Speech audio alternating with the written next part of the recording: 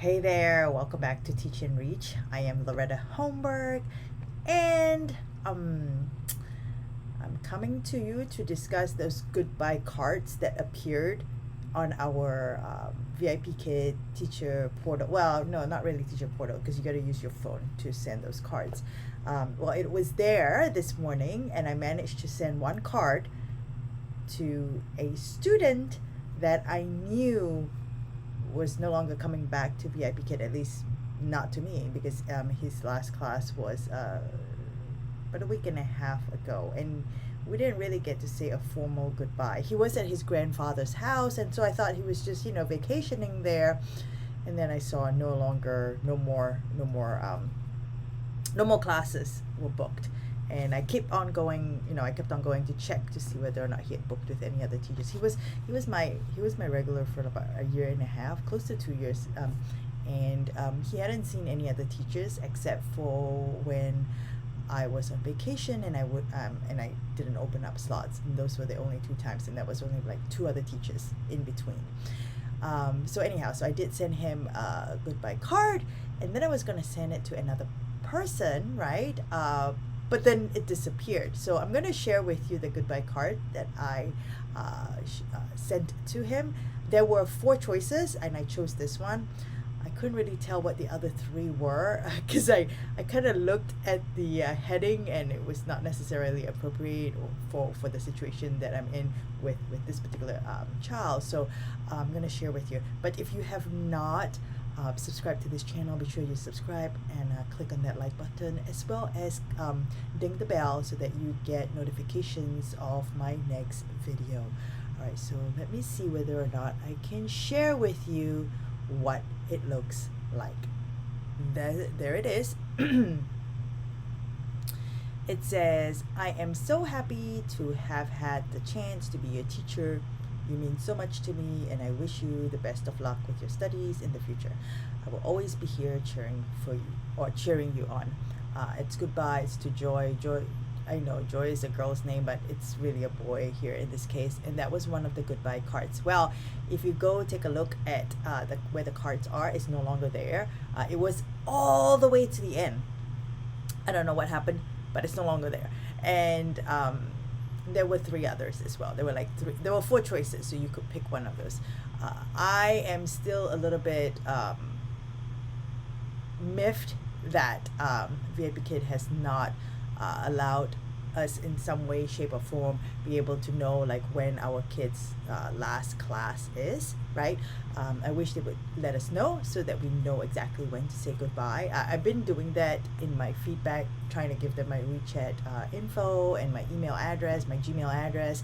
I've had a couple of them actually added me to their WeChat account, which is great. So now we're WeChat friends, but we haven't really like communicated or anything. But it's there. I could like message and find out how Nina is doing, for example, right? The other thing is, I know there's been a lot of talk on like, okay, VIPKid, we can't teach the next few days because of the holidays as well as Saturday and Sundays anymore.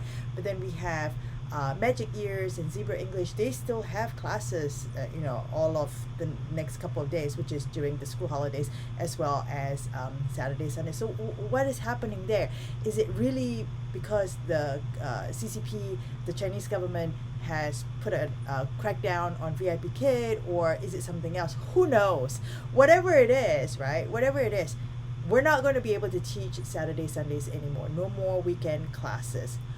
At first, I thought the regulations, when it came down, it said only in certain places, right? That they were going to pilot it in certain cities. But now it's like everywhere we're not able to teach. It may be a VIPKid thing too, though. It might be that's for them to save costs, right? Because then they don't have to pay the firemen and whatever other staff infrastructure that they need to keep it going on a weekend, for example, right? So no more Saturdays and Sundays for everyone, except for if you're outside of mainland China. I don't think VIPKid has got lots of students outside of mainland China, though. I think predominantly, they have more students in mainland China itself. Okay, so that's one thing. So other companies like Zebra English and Magic Ears are still having classes the next couple of days as well as the weekends. So we're affected.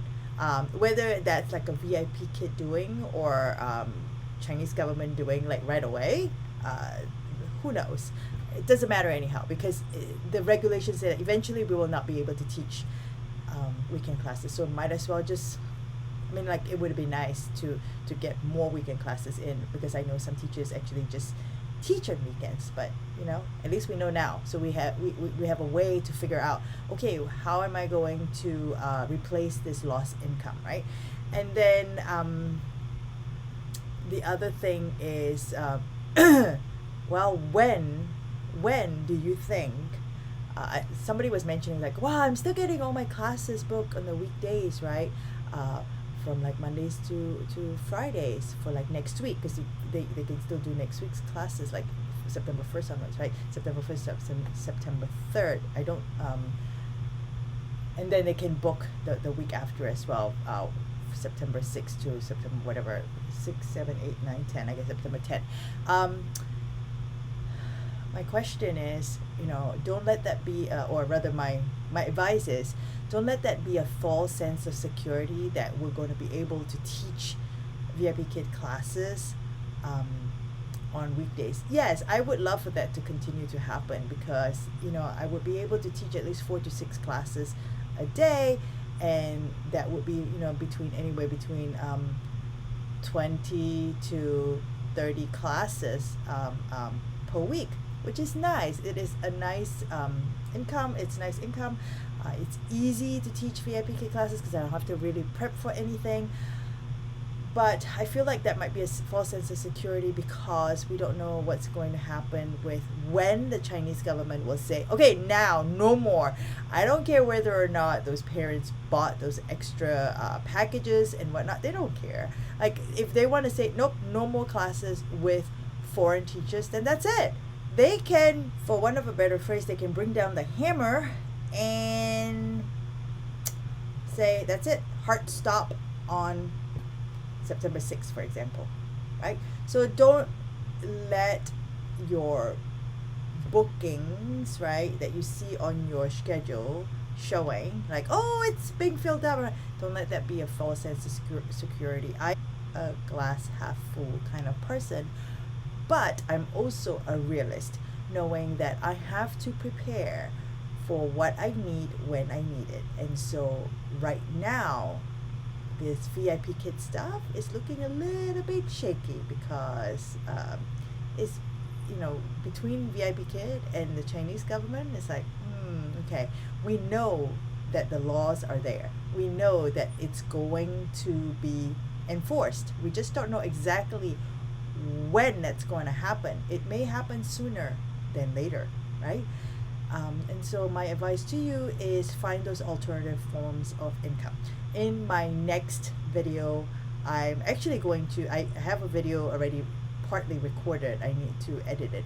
I'm sharing with you what I'm doing as my alternative sources of income to replace my VIPKid earnings, because I used to make about like between $1,200 to $1,500 a month on VIPKid, and so I do have to replace that. It is not my main source of income, but it is a source of income that actually pays for my kids' accommodation and some spending money, and so I need to make sure that I can continue to do that for at least the next 2 years, right? While my kids in school, in junior and senior year in college.